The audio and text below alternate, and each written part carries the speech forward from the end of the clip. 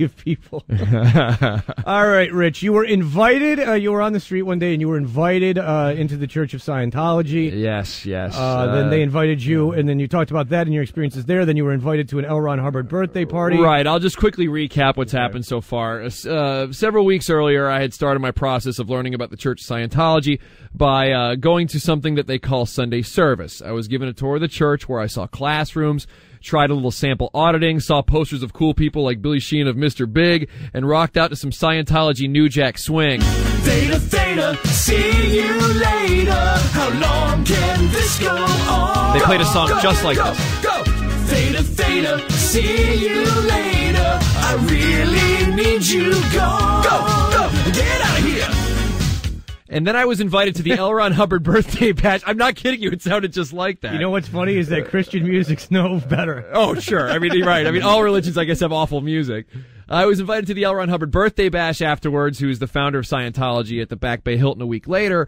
But when I arrived, I was asked, "Who are you and how did you know about this party?" by the person who had indeed invited me several days earlier. Well, hesitantly, I was led into a huge ballroom where about 200 Scientologists were watching a DVD of David Miscavige, the current head of Scientology, giving what seemed like a State of the Union address for the Scientology crowd, while they all went ballistic, cheering and even standing up to applaud the video.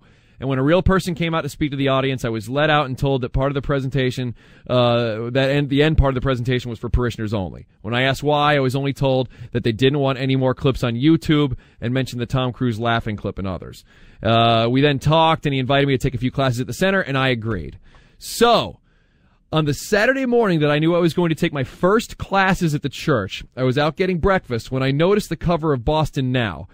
And on the cover, it said that later on that afternoon, there was going to be a huge protest in front of the Church of Scientology. Now, the protest was going to be held by a group called Anonymous. Now, you may have heard of these guys lately in the news. They're a group that recently became famous for, quote, declaring a war on Scientology. And they, for the last several months, have organized protests at Scientology centers all around the world. Many people credit them for leaking the Tom Cruise laughing clips you've seen lately, as well as, I believe, hacking into Scientology's website and shutting them down for a while. They seem to know their way around the old computers. Mm-hmm. All I know is that they wear kick-ass V for Vendetta masks to hide their identity, which actually looks kind of intimidating when you see a group of them together. And I have to admit, the whole thing was a little intimidating. Not only would I be going to the church that day, but I would have to walk past this mob of people, my face exposed, to get into the church that afternoon. And for some reason, I'd envision rotten fruit being thrown at me like in the old movies. And I thought that these guys would recognize who I was and shut down my bank account like that awful movie with Sandra Bullock, The Net. The Net, yeah. You talk about intimidating. Let me interrupt you real quick. When I was, the wife and I were having lunch at Atlantic Fish one afternoon, and sure enough, here comes the Anonymous guys with all their masks.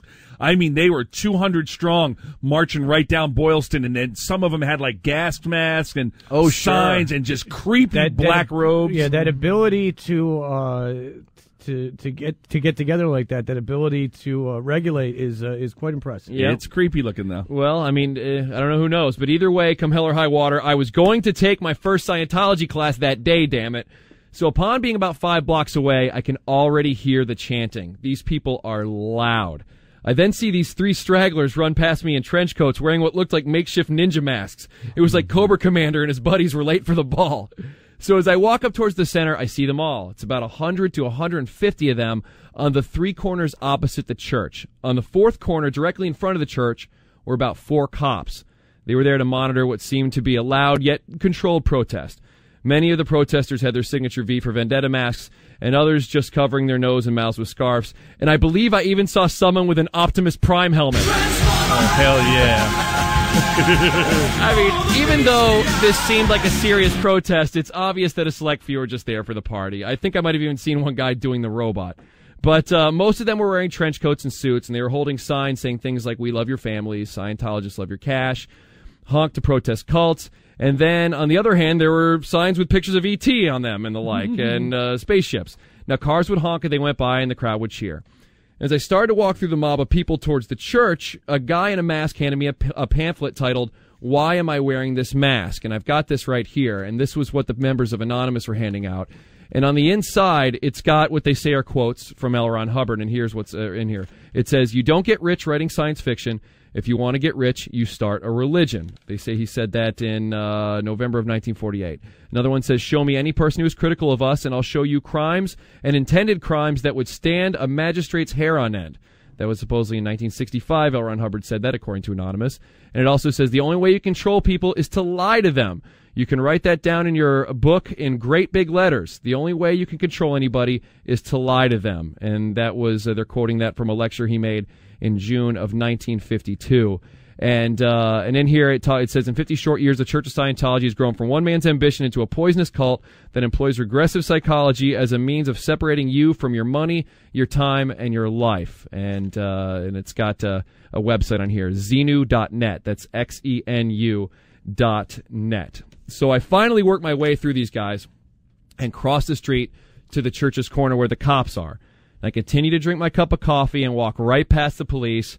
I did a quick turn to the right and calmly walked up the stairs into the center. Not a word yelled at me by the mob the whole time. Now, the scene I'd envisioned in my head of total panic and chaos inside the center, I have to say, couldn't be further from the truth. I walked right in, and there was that cheery college-age receptionist that I had grown to kind of like, seeing that she was one of the normals, unlike the people who looked like children of the damned I had met, and what looked like several other people in the lobby just carrying on with their business the way they had been the times I'd been there before, and I could still hear the protest from the inside. So the girl smiled and said, hello, how can I help you? And I said, I'm here to take some classes. I spoke with a guy at the birthday party a while back, young guy, dark hair. She said, okay, once again, would you mind filling out this sheet for us? That damn sheet again. How many times you got to go to this place until you can bypass the sign-in sheet and get the Norm from Cheers treatment? So when filling out the form, I said, wow, it's kind of crazy out there. What's all that about? Well, she answered, kind of rolling her eyes, and said, just the same old, same old. And before I could carry on that discussion, the guy that had invited me back to the classes came walking out and said, hey, Rich, how's it going? I said, good. Just had to dodge a few guys wearing masks on the way, and that's all. And he goes, I know, it's strange. Come on back. We'll get you all set up.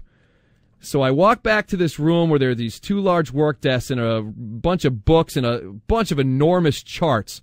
So we sit down, and once again I ask, so what the heck's going on out there? He said, oh, it's this group that comes here every once in a while. It really started when that clip of Tom Cruise accepting an award we gave him, which, by the way, is copyrighted material and was stolen from the Church of Scientology, was put on the Internet. People put clips of it completely out of context onto YouTube, making us look bad, you know? People have been doing this kind of stuff for a while. He then said, it's strange. Even though they wear masks, we know who a lot of them are. Oh. He said, we did a lot of research on these guys, and from what we know, there are several different types of protesters here today. He said, number one, the group Anonymous, which is a group of mostly computer programmers who have leaked our copyrighted materials. He said, number two, there's anarchists. Those are the guys who dress in black that you've seen lately trying to hijack the Olympic torch. And he said, and then three, there's what we call professional protesters. We found that some of the names of the people we've identified keep coming up on record as being members of numerous protests all around. Whatever it is, they will protest it. That's their job. I then said, well, the one thing that did catch my eye was the guy holding the sign with E.T. on it, and it reminded me of something I wanted to ask you. When I told a buddy of mine that I was going to take some classes at the Church of Scientology, he freaked out. He said, you know those guys worship aliens, right? Let's stop there and play a song, and when we come back, because that is the $6 million question, is the answer to that, of course. Because if you saw the South Park episode, you know, that's what South Park claims is the theories behind Scientology. So we'll see what they say. It's Rise Against Prayer of the Refugee. Toucher and Rich on WBCN.